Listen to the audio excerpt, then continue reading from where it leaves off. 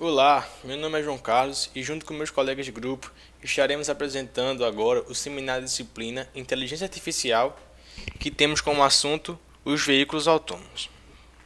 Vamos começar falando da evolução dos carros autônomos que tem início em 1948 e continua até os dias de hoje. Aqui nós podemos ver algumas automações que foram criadas até então e algumas conquistas para o mundo dos veículos autônomos. Uma dessas conquistas que podemos dizer assim, foi um grande feito que aconteceu em 2012, quando a Google levou um deficiente visual para um dos testes de seu veículo autônomo. Também considerado uma grande conquista foi quando Nevada legalizou os carros autônomos em 2012. E por fim, em 2014, o Google apresentou seu novo veículo autônomo, que não tem pedais ou volante, podendo-se dizer assim que está no mais alto nível de automação.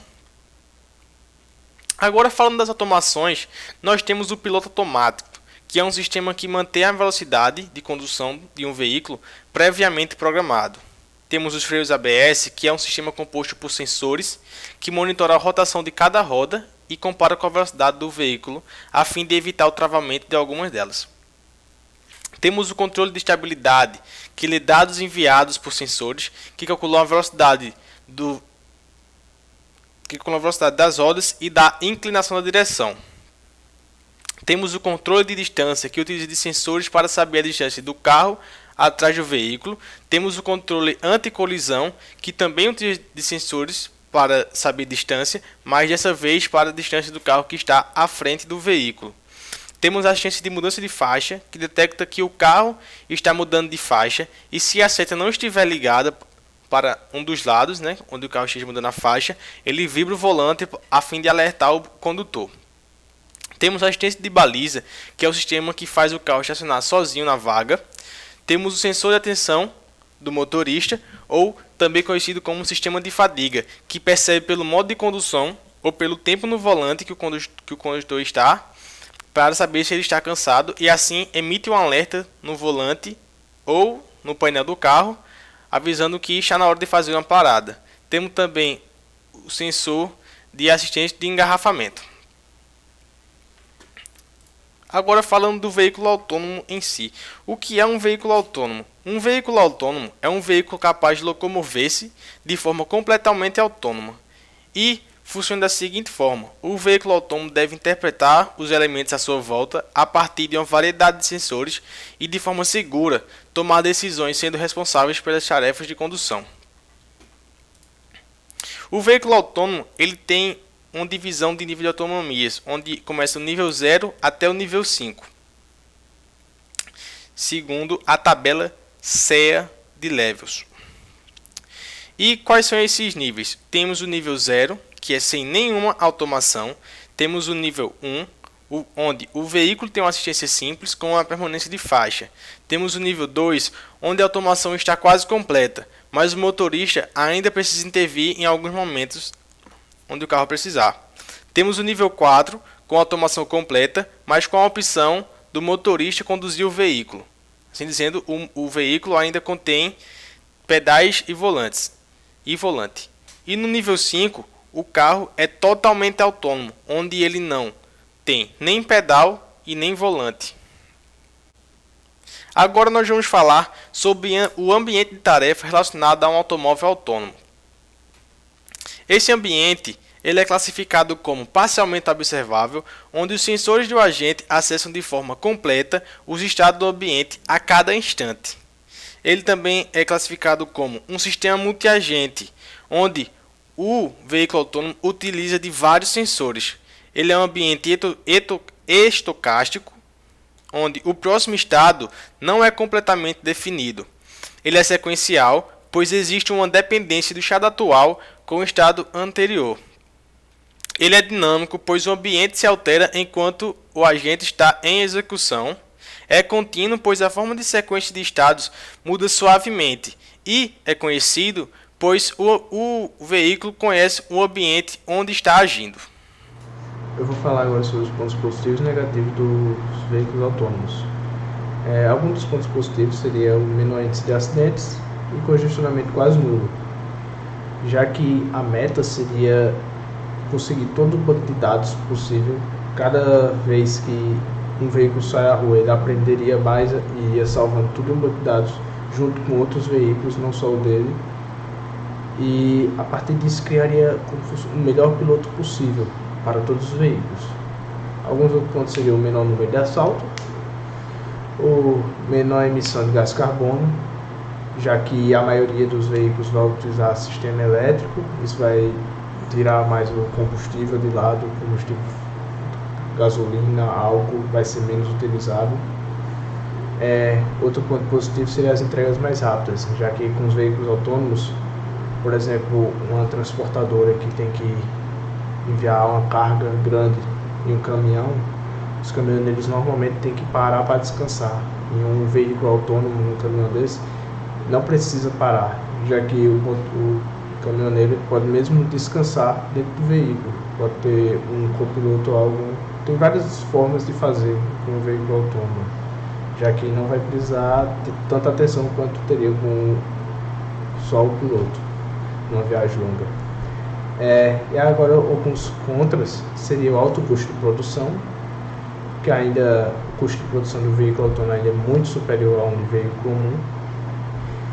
A dificuldade de desenvolvimento, obviamente, ainda o desenvolvimento vem aumentando cada vez mais, está ficando mais fácil, mas ainda está muito longe do que seria ideal para o nível 5 de todos os veículos autônomos. Cybercriminosos, já que os veículos autônomos vão estar ligados à internet, e isso pode acabar trazendo hackers para hackear um veículo autônomo.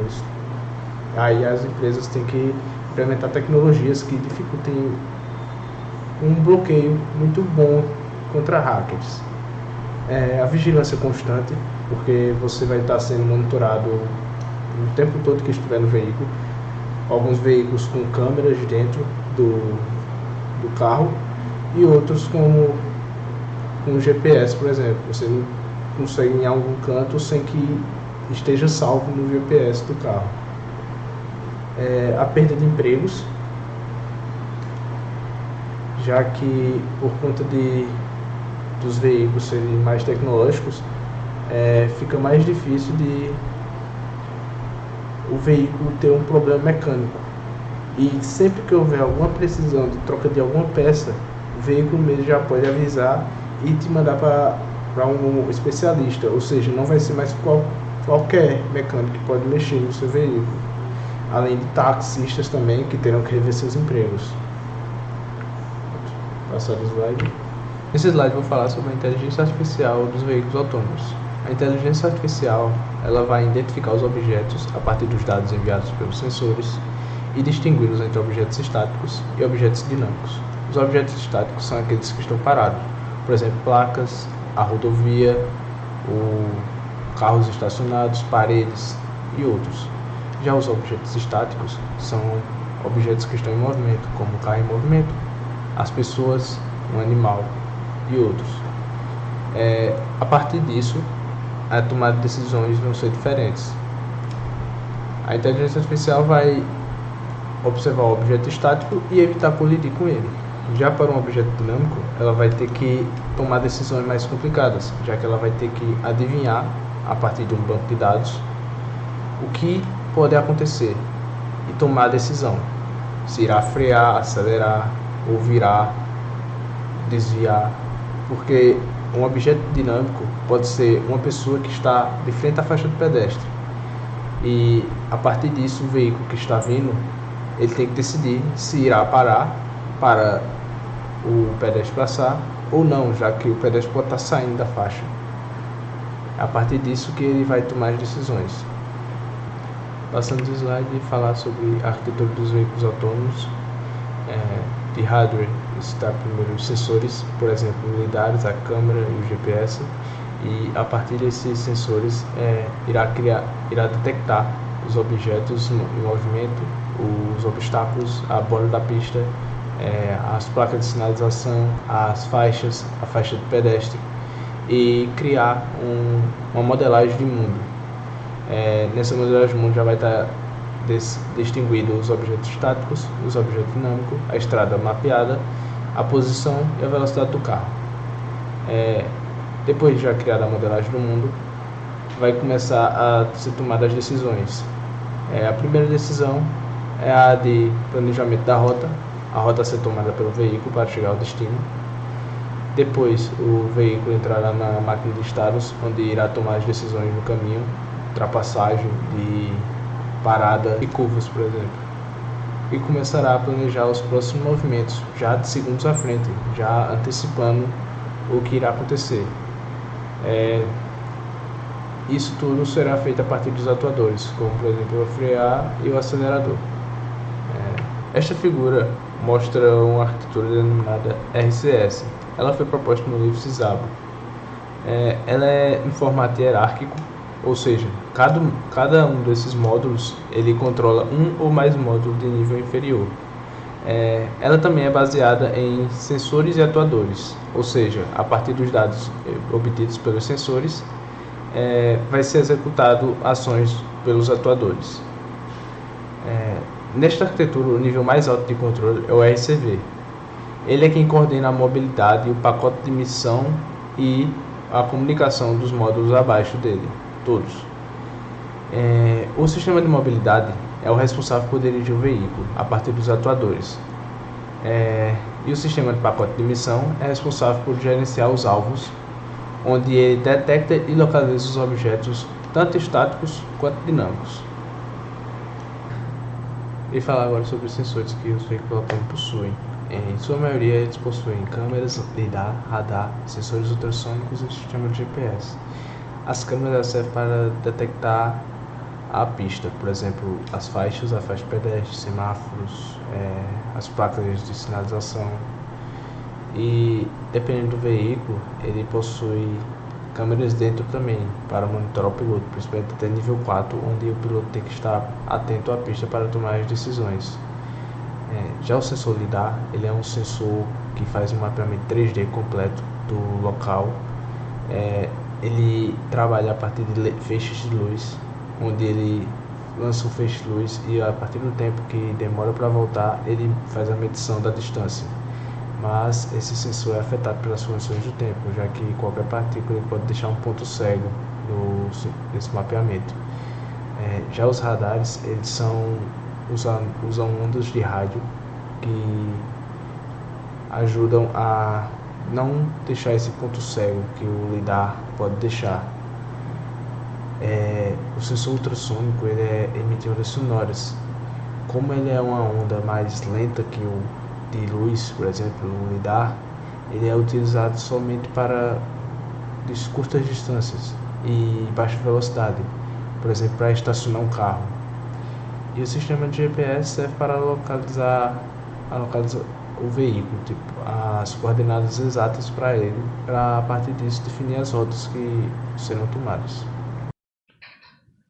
Os processadores dos veículos autônomos devem ter uma grande eficácia e eficiência, pois eles devem ser capazes de ter uma alta capacidade de processamento, pois cada veículo autônomo, em média, gera 4 terabytes de dados, que são gerados diretamente pelo veículo autônomo. Visando isso, algumas empresas estão trabalhando para se tornarem referências em quesito de processador de veículos autônomos, que são elas a NVIDIA e a Intel. A NVIDIA desenvolveu o NVIDIA Drive AGX Orin, que é capaz de rodar 200 trilhões de operações por segundo e é compatível com veículos autônomos que vão do nível 2 ao nível 5. Até o momento, vários parceiros estão desenvolvendo os produtos utilizando a plataforma da NVIDIA, entre elas a Tesla e a Volvo. A Intel, por sua vez, trabalha em uma solução mais abrangente para a autonomia veicular. Além de segmentar o processo em diferentes estágios, que são a percepção, a fusão de dados e a tomada de decisão, eles produziram uma linha de processadores específico para isso, que é a linha Intel Xeon, além de algumas FPGAs. Eles visam oferecer o compartilhamento 5G para os veículos autônomos que usarem essa tecnologia dos seus processadores. Agora vamos falar um pouco mais sobre os tipos dos veículos autônomos.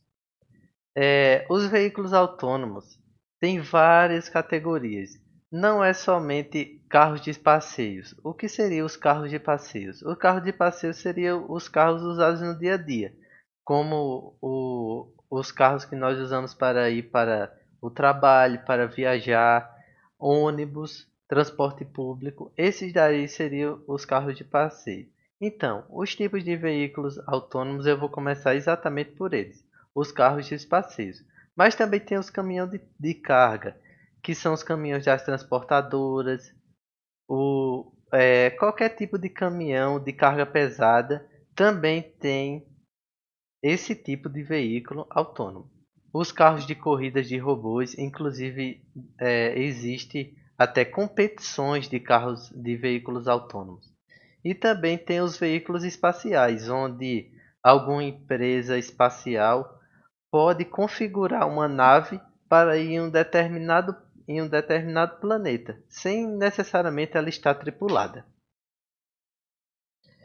Agora vamos falar sobre o DARPA Grand Challenge.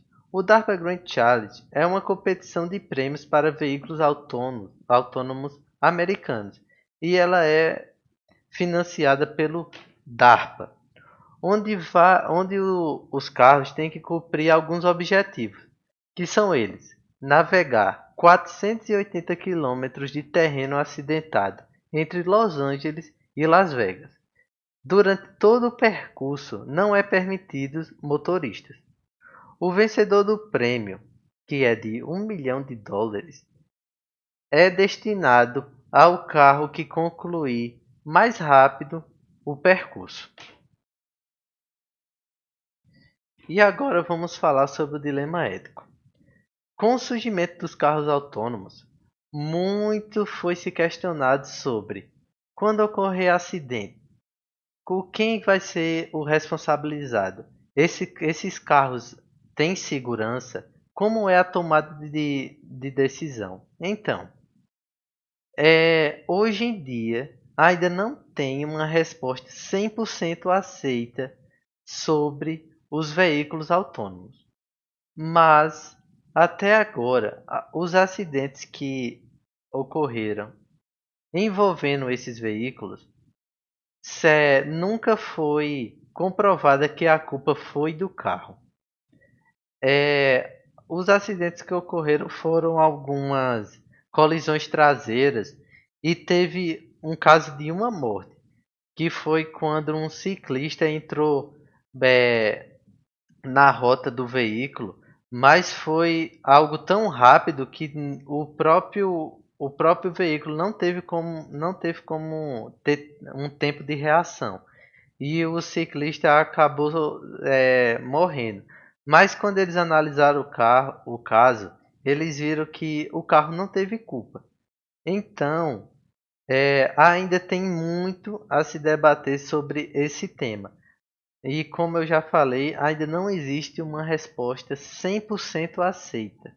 Mas em alguns países já se tem leis para a regulamentação dos carros autônomos na rua, e para esses tipos de caso existem os tipos de lei para cada acidente que os mesmos se envolverem.